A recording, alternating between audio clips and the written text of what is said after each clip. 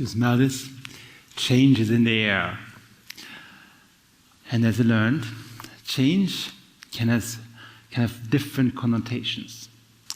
Let me start with the biggest change we all experienced in the last years. Let me start with the pandemic. In the pandemic, many of us have been at home, maybe working from there. If you have kids, maybe your kids have been at home learning from there. The same was true for me. I have 3 kids, and all of them have been at home. And I was working at the dinner table. And we had a large dinner table at home. On the opposite side, my son, Ben, was sitting at the age of 10.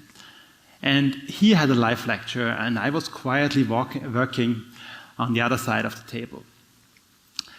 And as a good father, you watch a little bit over what your son is doing. And I watched while he was listening to his teacher teaching about history. So my son was looking like this. And I was saying, okay, let's see how this goes. And while I continued working, I was watching at him, and the time passed, and the teacher continued actually talking and talking and talking.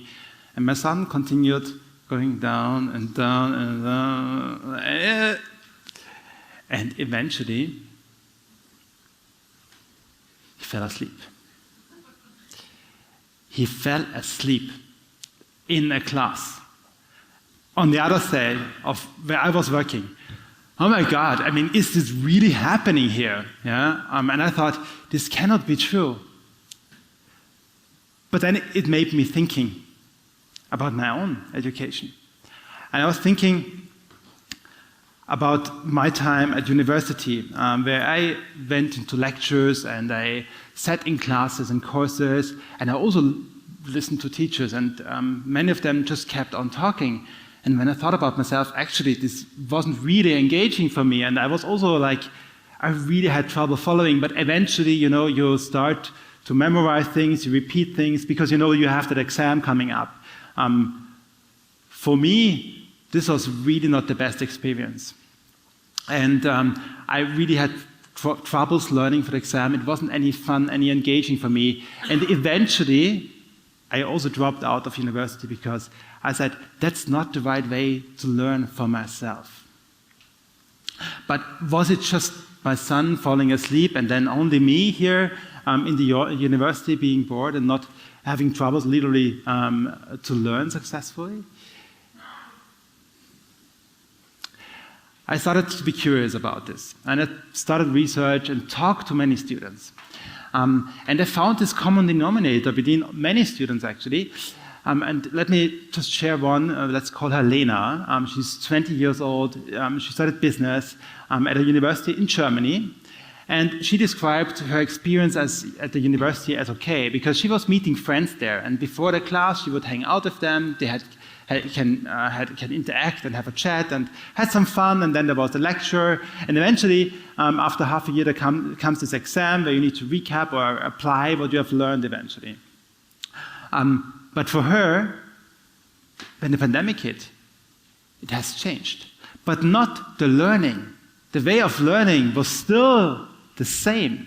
It was still the same approach where you actually go into a course, you listen to the teacher for 1 hour or even longer, and then you need to remember the things, so you learn at home, and then you go to take the exam. But all the social aspect of meeting her friends was gone.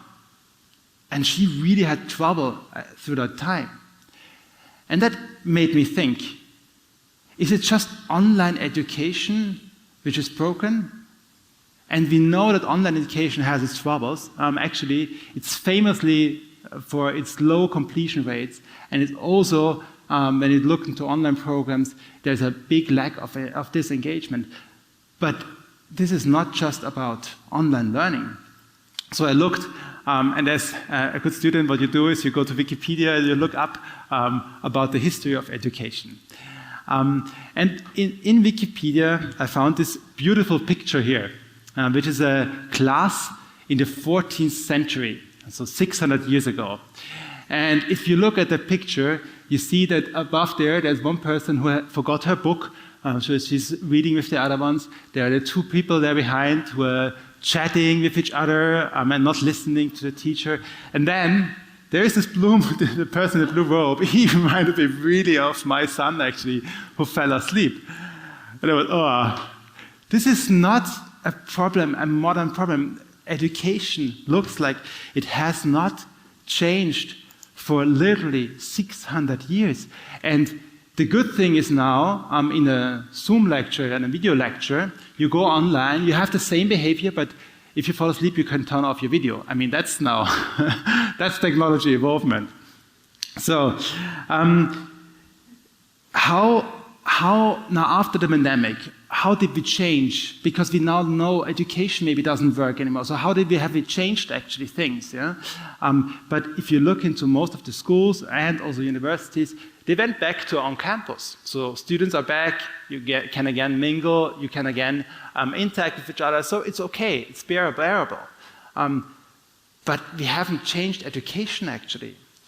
And the interesting thing is, online education. If you ask students today, how many would like to learn online?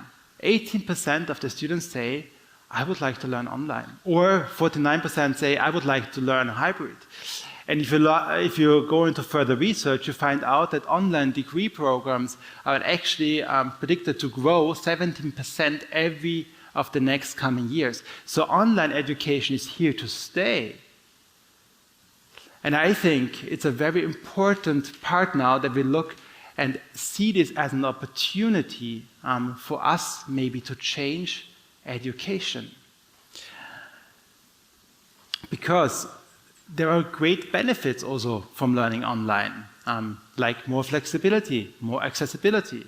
People saved on commuting and driving around.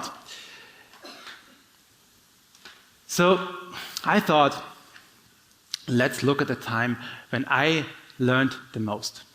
And I learned the most, this was back in, one example was back in 1998. When I actually dropped out of university, I was really excited about the internet. Okay, it was 1998, there was no Amazon, there was no Facebook, there was no Google. It was back then those days, and I thought software is going to be really exciting, the internet, there's so much what you can do with that, and so many people you can reach, and I was super excited about that opportunity. So a friend of mine and me, we said, hey, we want to do something there. And we thought, but what can we do? And then we went into a shop, and I must admit, the shop, they had the problem that the customers, they have been scared in entering the shop, so the shop asked us, hey, can you actually build us an online shop? There is this internet, and we would like to sell there something. Okay, I admit it was a sex shop. Back those days, we said, okay, we do that. We develop a shop for you, but we had no clue about programming, about the logistics when it comes to actually how does a shop work, about checkout processes, basket corps, all those things. So the next days, nights, weeks, we spent actually intensely on figuring out how to build an online shop, how to develop software, how does this whole basket checkout thing works, how to scan images. It was a really intense time. But at the end, we mastered it. We developed the shop, and the customer was really happy because now finally he could sell his products online. Wow, that was for me a really exciting experience. Now, I talked to Thomas VUCA, an expert in education, about the science behind this, because what does the learning science say? And he shared with me a lot about the things which are there. And he's a teacher in existing universities. And he said he's so frustrated because there is so much actually about how we learn effectively out there. There is research which tells us how it works. It's nothing new. It's there. It exists. And I see, why isn't this applied today? So let me share with you quickly a key part of that, of the learning science, is a theory which is about actually our human motivation. which tells us about how we as people actually work, what motivates us. And it consists of 3 element pillars. One is autonomy. This means about our inner drive, our curiosity, our purpose. What do we want to achieve actually? About the possibility that we actually, from ourselves, that we can decide what we want to do. The second part is about competencies. Feeling competent, feeling being in control of what you can change, feeling of achieving this mastery, that you actually feel, wow, I can do that. And the third part is about relatedness, about this, hey, I care. I want to interact with you. We want to do this together. And together, these 3 factors of growth, they create high motivation and engagement, and also an enhanced performance and well-being. On top of that, there are things like active learning, which is more about the interaction between the teacher and the students, or, as I learned, challenge-based learning, which is about solving challenges, real-world problems together with others, where you learn the relevant competence on that, apply the learning, get deeper in your knowledge, and solve the problems, really take action. And a key part of that is mastery learning, which is not that you just learn something, but that you advance based on your competence you have. You can go to the next step and really evolve. So, online learning is here to stay. And if you look what online learning has done in the first wave, with all those massive online courses, it made learning accessible. It made it more so that we all can actually learn wherever we are at any point of time. But learning is not about ease. Learning is about hardship. It's about being challenged. That's where the magic happens. So how can technology help us to learn better? And if you look into technology, what technology really can do is to individualize things, make it for you, adaptable for you. Let's see about you. So if I ask you to split your fingers, can you do that? Please test this. This is a challenge. I see this is a challenge which most of you works. And if you look at the challenge-based model, so if you look at the challenge-based learning, you see that there are 2 different things. From traditional learning, I would be asked to code, in a sense, hey, learn about coding, learn to memorize it, and then apply the code that you have learned. In my case, when I learned on developing the shop, I had a problem to solve. I was thinking about how can I master that problem, and then how can I solve the challenge. If you now think about the challenge, and if you have a too easy challenge, then literally you would be bored. So, but on the other hand side, if I would ask you now to make a backflip, who can make a backflip? Then it's a little bit scary. You'd say, hey, oh my God, how can I make a backflip? It doesn't work. There's no chance I will learn this until next week. And between that, there is the zone, the flow zone, which actually, where you actually challenge, it's not too easy for you, but it's also not too hard for you. And this is where technology can come in. If you look now at conventional classroom education, and then you can develop your competences further, and in the right zone you have mastery learning. And if you add on top even mentors who help you to learn these challenges, then you have what is called also the Bloom to Sigma effect on effective learning. And as a teacher, maybe I struggle to customize it for 50 people I have in my class. I was at the university and I was in the same class with 500 people. So how can a teacher individualize it for me? This is where technology can help. It was back in autumn 2020. My background is literally in using technology to build meaningful solutions. And we thought about change and what we can do actually to contribute here in a positive way. And I sat down with Thomas Funke back then, and we decided, let's take a step. This is now a great opportunity to use technology and create a better learning experience. That's where we founded Tomorrow University. But how about social learning? How does this help the student I explained to you at the beginning, Lena, who struggled actually to learn online because there was a lack of social learning? And the reality is that many of the live lectures we have today, they're very transactional. You step into the lecture, then you're there, you listen to what the teacher says, then you step out, literally. But that's not social. The magic happens actually in the 5 minutes before the lecture, where you ask your friend, how did you do about this challenge here? Or the 5 minutes after the lecture, when you actually say, hey, how does this actually work, dear professor? And you can reflect on that. And live lectures, just in the sense of transactions, doesn't fly. So the question for us was, how can we solve that?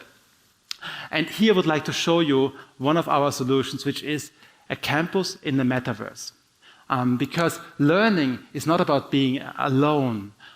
We have here a learning in the campus, a metaverse campus, and you see me here literally walking up to people with my avatar. As soon as the avatar goes to somebody, then you can talk to them. There's a video on there. You can throw snowballs even at some other people, but you can also check in with other people. They are not here, then see to other people who are just standing there around. And maybe you get to know new people, actually. And again, share this curiosity, allow the serendipity to flow. There are also the possibilities to have this kind of classrooms interactions, do workshops, engage with each other in a normal form rather than just in a transactional form. So, education hasn't changed much in the last 600 years. But online education is here to stay. And I believe this is our opportunity to improve education. Technology can help to make it more individual, can support on mastery learning.